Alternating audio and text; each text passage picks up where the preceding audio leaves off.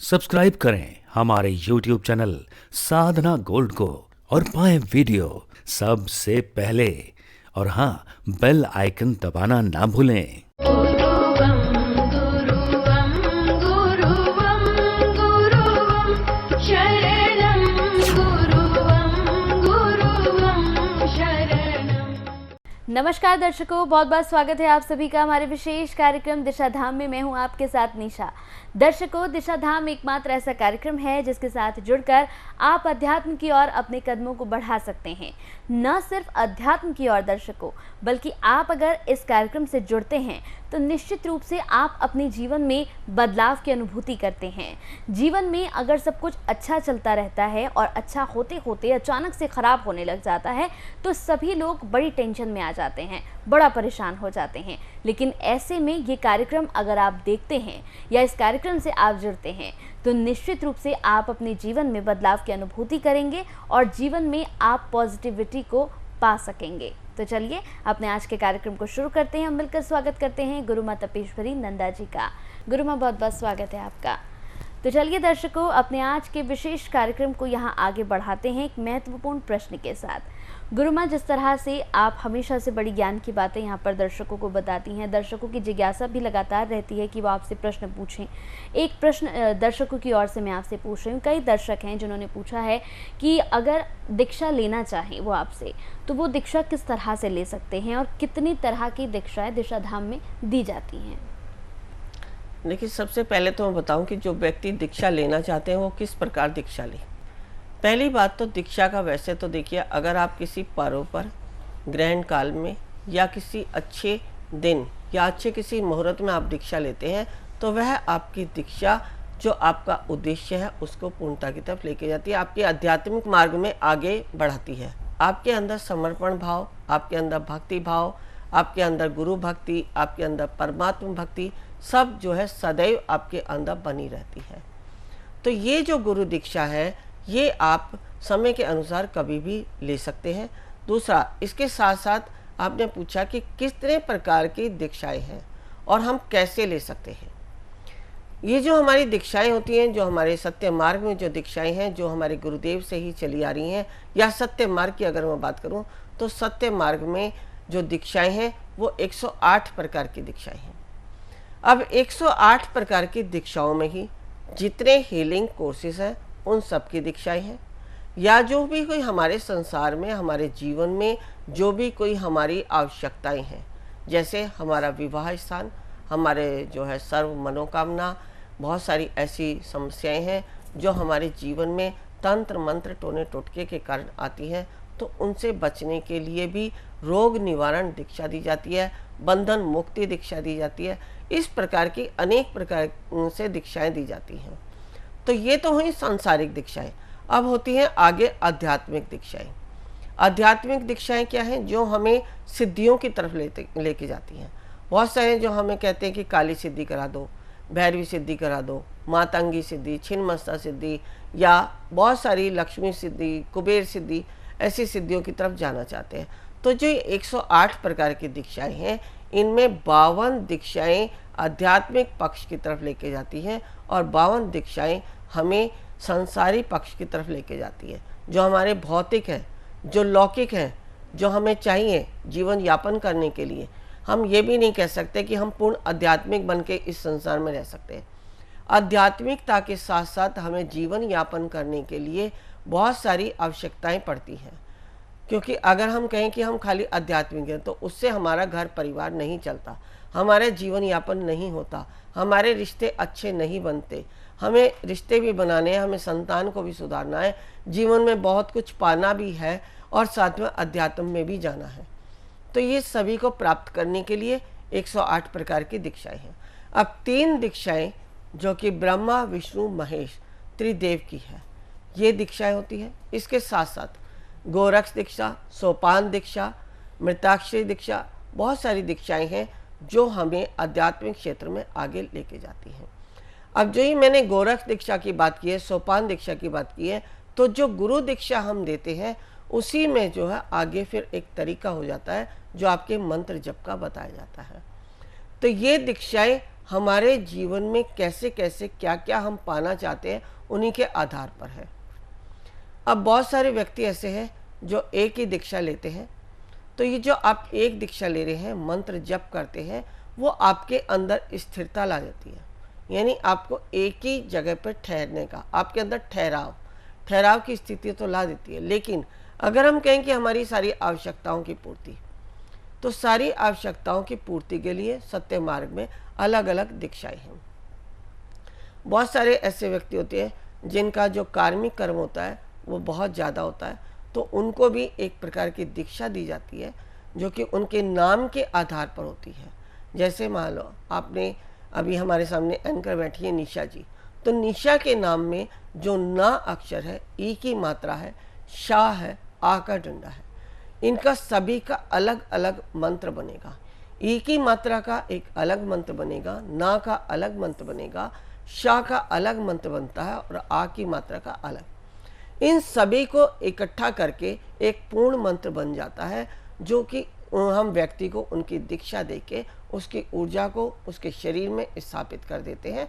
और जब वह व्यक्ति उस मंत्र को जपता है तो उसके नाम के आधार पर जो उसके जीवन के कार्मिक कर्म है, चाहे वह कितने ही जन्मों के प्रारब्ध क्यों ना हो, वह सब कटते चले जाते हैं और जीवन यापन करने में उसको सरलता की अनुभूति होती है। ये हुई नाम इस तरह की दीक्षा।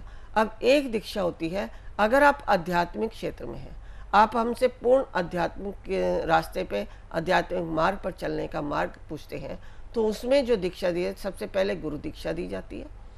गुरु दीक्षा में मैंने अनेकों बार बताया है कि जो एक दीक्षा होती है जो आपको आध्यात्मिक पक्ष की तरफ लेके जाती है, दूसरी दीक्षा है जो आपको आपके भविष्य में जो भी कुछ घटना है वो 1 महीने के अंदर घटित हो जाएगा, चाहे आपका मृत्यु योग भी क्यों ना हो।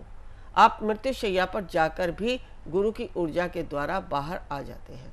ऐसे बहुत सारा व्यक्तियों के साथ होता है सत्य मार्ग में जब हम जाते हैं, क्योंकि ऐसी अनुभूति मेरे साथ भी हो गई है कि मैं एक बार 10 दिन के लिए बिल्कुल मृत अवस्था में थी और लेकिन अंदर में वो मंत्र चलता रहा, उसी मंत्र के प्रभाव से मैं वापस जीवित अवस्था में आ चुकी थी। तो ये अनुभूतियाँ जो स्वयं से मैंने की हैं, तभी मैं सामने समझती हूँ कि मुझे अच्छा लगता है उन सब बातों को बताने के लिए। मैंने अपने पिछले एपिसोड में बताया कि मुझे सरूपा से कोई ऐसी एनर्जी नहीं फील हुई, मैंने उनके लिए एक मंत्र दिया है, उस मंत्र से मुझे अनुभूति फील होती है, क्योंकि मंत्र में परमात्मा की शक्ति है। और ये जो दीक्षाएं हैं जो हम लेते हैं, ये सब परमात्मा शक्तियों से विद्यमान है।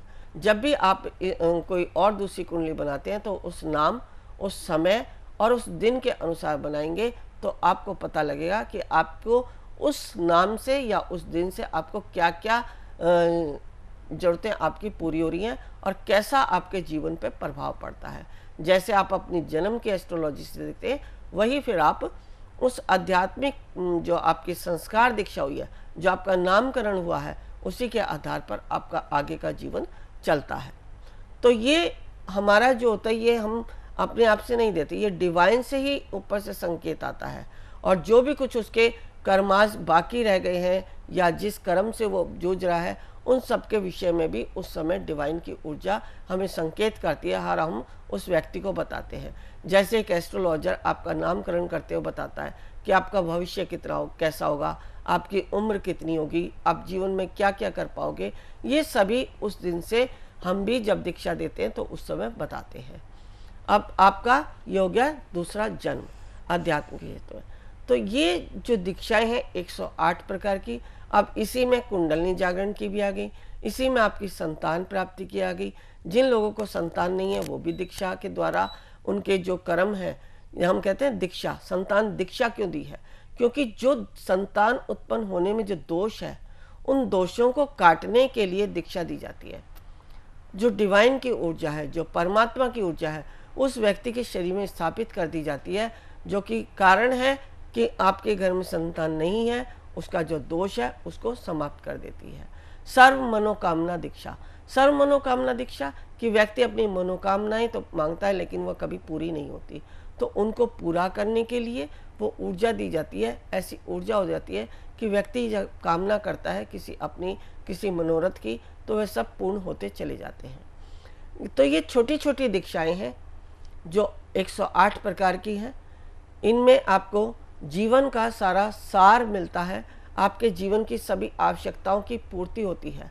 अब इसके बाद मैंने जो संस्कार दीक्षा बताई है, इसके बाद जो हम दीक्षा देते हैं, जब आप जिस संस्था से जुड़े हैं, जिस संप्रदाय से जुड़े हैं, जब आपका नामकरण हो गया तो आप उस परिवार के हो गए, यानी उस संप्रदाय के हो गए। जब आपका नामकरण होता है, जैसे आपका जन्म होता है, तो आप एक परिवार से जुड़े होते हैं, आपका गोत्र वही होता है, आपका संप्रदाय वही होता है, आपकी जाति वही होती है। तो ऐसे ही जब आपको नामकरण दीक्षा दी जाती है तो आप उस संप्रदाय से जुड़ जाते हैं।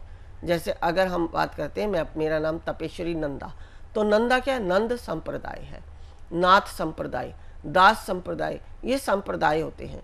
तो जिस संप्रदाय से आपने दीक्षा ली है, जिसका आपने नाम लिया है, उस संप्रदाय के आप हो गए, वही आपका फिर गोत्र हो जाता है। तो इस गोत्र के अनुसार, उस संप्रदाय के अनुसार आपका जीवन चलता है। अब जब आप संप्रदाय से जुड़ गए तो अगली जो दीक्षा होती है वो आपको उस संप्रदाय से कनेक्ट करने के लिए, यानी उस संप्रदाय के सारी जो भी कोई हमारे, जैसे अगर हम किसी परिवार में जन्म लेते हैं तो उसकी संस्कृति, उसकी सभ्यता हम सीखते हैं, उसके संस्कार सीखते हैं। तो जो ये चौथी दीक्षा होती है, ये उस संप्रदाय से जोड़ने के लिए, उस संस्कृति से का अनुसरण करने के लिए, उस सभ्यता का अनुसरण करने के लिए डिग्री तक पहुंचाती है कि आप कितनी डिग्री तक पहुंचे हैं, आपको कितनी डिग्री तक होना चाहिए। ये सारी दीक्षाओं के कारण आप उस संप्रदाय से जुड़ के प्राप्त करते हैं। अब इसके बाद आपको फिर सारी आध्यात्मिक शक्तियों की दीक्षाएं दी जाती हैं। अगर आप उस संप्रदाय से जुड़े हैं, उस संस्कृति से जुड़ गए, तो उसी से जो भी कोई आपकी जागृति होनी है वो अपने आप इन दीक्षाओं के द्वारा होती चली जाती है। तो 108 प्रकार की दीक्षाएं हमें जीवन में बहुत ही ज़रूरी है। अगर हम मीराबाई की बात करें, मीराबाई ने बहुत भक्ति की, बहुत प्रभु प्रेम था, वह जो भी कुछ कार्य करती थी सब परमात्मा को ही अर्पण था। उन्होंने अपना जीवन भी परमात्मा को अर्पण कर दिया। लेकिन जब उन्हें संत रविदास जैसे गुरु मिले तो उनको इसी प्रकार की 108 प्रकार की दीक्षाएं दी और इन 108 प्रकार की दीक्षाओं में वह विलीन हो गई। आज तक किसी को नहीं मालूम कि उनका शरीर कब और कैसे विलीन हुआ।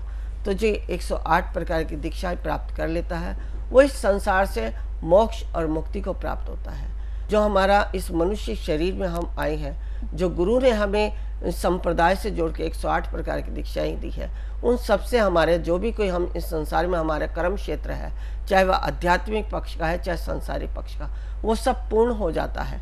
जितने हमारे कर्माज हैं, चाहे हमें दुख भोग के काटते हैं चाहे सुख भोग के काटते हैं, वो सब पूरे हो जाते हैं और हम इसी जन्म में मुक्त हो जाते हैं। जो व्यक्ति इस 108 प्रकार की दीक्षाओं को ले लेता है वो मीराबाई की तरह हो जाता है। क्योंकि हम बात कर रहे हैं ना अपनी भक्ति की, तो ये जो भक्ति है, अगर हमारी भक्ति में हमने वो दीक्षाएं नहीं ली तो हम चाहे कितनी ही भक्ति कर लें, कितने शास्त्र पढ़ लें, कितने ग्रंथ पढ़ लें, कितने वेद शास्त्र कर लें, हमें वो प्राप्ति नहीं होगी जो दीक्षाओं की प्राप्ति से होती है। तो इसलिए 108 प्रकार की दीक्षाएं हमारे जीवन में बदलाव लाती है। एक दीक्षा है वो सिर्फ आपको स्थिरता की तरफ लेके जाती है। आपके अंदर एक परमात्मा का एक बीज बोती है, जिस बीज से अनेक शाखाएं निकलनी है। वो शाखाएं 108 प्रकार की दीक्षाओं से ही हरी भरी होती हैं, उन्हीं पर फल लगते हैं, उन्हीं पर फूल लगते हैं। अन्यथा आप एक शाखा के ही सहारे चल के अपना जीवन व्यतीत कर देते हैं और उसी मंत्र के सहारे आप फिर जन्म लेते हैं और फिर किसी गुरु का चयन करते हैं। फिर वही आपका जो है नियम चलता रहता है जीवन में आने और जाने का। तो इस जीवन से मुक्त होने के लिए 108 प्रकार की दीक्षाएं बहुत ही अनिवार्य है। 108 प्रकार की दीक्षाओं के विषय में मैंने अभी बताया। 52 आध्यात्मिक है और 52 सांसारिक भौतिक सुखों के लिए। 3 ब्रह्मा विष्णु महेश की और 1 गुरु की स्वयं की। गुरु स्वयं से अपने शिष्य के शरीर में संप्राण होके उसके शरीर का जो है, जैसे कहते हैं ना, क्लीन करना, उसको बिल्कुल साफ करना, उसके विचारों को, उसकी शक्तियों को, उसकी ओरा को, सबको क्लीन कर देता है। और वही जब तक क्लीन नहीं होता तब तक उसके अंदर जो वो आगे और ऊर्जाएं देना चाहता है वो स्थिर नहीं होती। इसलिए सबसे पहली दीक्षा गुरु की होती है जो उसको क्लीन कर देती है, ताकि वो आगे जितनी भी दीक्षाएं दे वो उसके शरीर में स्थापित होती चली जाए, स्थिर रह जाए। स्थिर जब ही रहेंगी जब वह क्लीन होगा। जो क्लीन किया है, जो उसके पिछले कई जन्मों के कर्म हैं या उसके कुछ विचार हैं, कुछ ऐसी समस्याएं हैं जिनके कारण उसका मानसिक दबाव बना हुआ है, शारीरिक रूप से स्वस्थ नहीं है, मानसिक रूप से स्वस्थ नहीं है, भावनात्मक रूप से स्वस्थ नहीं है, तो इन सब से स्वस्थ करने के लिए गुरु अपने शिष्य को पहले दीक्षा देता है। फिर उसके बाद की ये दीक्षाएं चलती हैं, जो हमने 1 महीने की दीक्षा बताई, फिर हमने 60 दिन की दीक्षा बताई, फिर 80 दिन की और फिर 190 दिन की। अब ये 190 दिन की दीक्षा के बाद आगे का जो उनका अपना जो आध्यात्मिक मार्ग है वो चलता रहता है, उसी के अनुसार दीक्षाएं मिलती रहती हैं। जो भी कुछ शक्ति आप गुरु से प्राप्त करते हैं या जिस भी क्षेत्र में आप आगे बढ़ते हैं, उसी प्रकार की दीक्षा आपको गुरु देते रहते हैं और आप जीवन में उन्नति की तरफ, यानी जो शक्ति आप पाना चाहते हैं, जो आपका उद्देश्य है, उस उद्देश्य की तरफ आगे बढ़ते रहते हैं। गुरु माँ, जिस तरह से मैं एक प्रश्न आपसे पूछना चाहूँगी, जैसे कई लोग हैं, कई लोग सवाल पूछते हैं जिनका ये सवाल होता है कि हम ध्यान भी करते हैं, हम साधना भी करते हैं, सब चीज़ें करते हैं, लेकिन उसके बाद भी मन हमारा बड़ा विचलित रहता है, तो ऐसा क्यों होता है? देखिए, मैंने बताया कि मन क्या है? मन हमारा चंचल होता है। मन जो है जल की तरह होता है। जैसे जल कभी स्थिर नहीं रहता, जल हिलता डुलता रहता है, ऐसे ही हमारा मन भी जो है चंचल है, वह कभी स्थिर नहीं रहता। और अगर हम ध्यान की बात करें, आध्यात्मिक शक्तियों की बात करें, तो मन पे कंट्रोल करना बहुत ही आवश्यक है, क्योंकि मन ही बंधन का कारण है और मन ही मुक्ति का कारण है। यदि आपने मन पर नियंत्रण करना सीख लिया तो आप सभी बंधनों से मुक्त हो जाते हैं और मुक्ति के मार्ग पर चले जाते हैं। क्योंकि जैसे अब ये इसको हम नियंत्रण में कैसे करें? नियंत्रण में करने के लिए यम, नियम, प्राणायाम, ध्यान, धारणा, साधना, ये सब हमें आवश्यक है। जब हम इस मार्ग पर चलते हैं तो मन पर नियंत्रण होता है। जब मन पर नियंत्रण होता है तो हम बंधन से मुक्त हो जाते हैं। हमने कहा कि बंधन ही कारक है, मन का कारक है। तो ये मंत्र के द्वारा, दीक्षा के द्वारा, प्राणायाम, यम, नियम के द्वारा स्थिर हो सकता है। इसको स्थिर करके आप समस्त बाधाओं से मुक्त हो सकते हैं जो आप पाना चाहते हैं। तो बिल्कुल दर्शकों, अगर आप भी इसी तरह से कुछ जानकारी चाहते हैं तो टीवी स्क्रीन पर जो नंबर्स चल रहे हैं, आप इन नंबर्स पर कॉल कर सकते हैं। आप किसी भी तरह से दीक्षा प्राप्त करना चाहते हैं जो बेहद आवश्यक हो जाता है, तो भी आप संपर्क कर सकते हैं। कई लोग ये प्रश्न पूछते हैं कि हम ध्यान साधना करते हैं लेकिन मन फिर भी विचलित रहता है, तो इसका उत्तर भी गुरु माँ ने यहाँ पर आप सभी को दे दिया है। तो वक्त की कमी हमारे पास, लेकिन फिर भी पूरा प्रयास दर्शक को यही रहता है कि गुरु माँ के माध्यम से आप तक तमाम ज्ञान की बातें हम पहुंचा सकें। अगर आप कोई हीलिंग कोर्स करना चाहते हैं, किसी तरह का कोई यंत्र मंगाना चाहते हैं, या फिर आप यहाँ गुरु माँ से मिलना चाहते हैं, तो वो भी बेहद सरल है।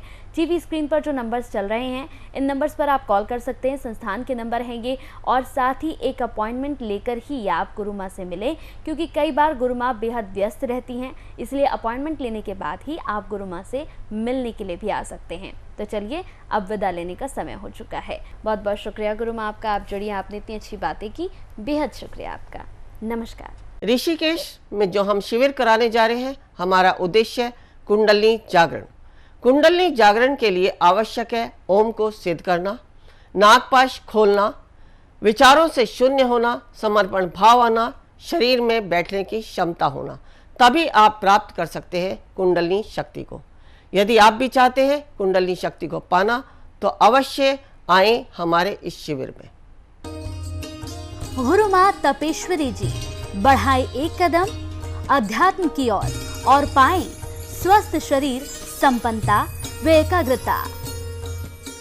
गुरु माँ के द्वारा 108 प्रकार की दीक्षाएं प्रदान की जाती हैं, जिन्हें लेकर आप अपने जीवन को सुखों से भर सकते हैं।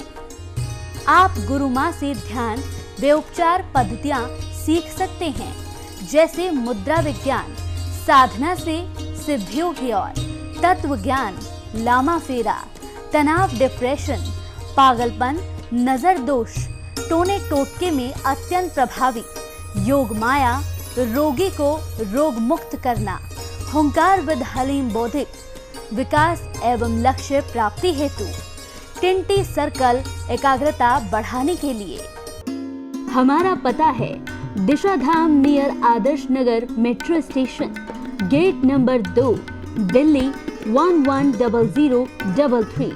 Phone number 8287676694 9643297059. गुरुवं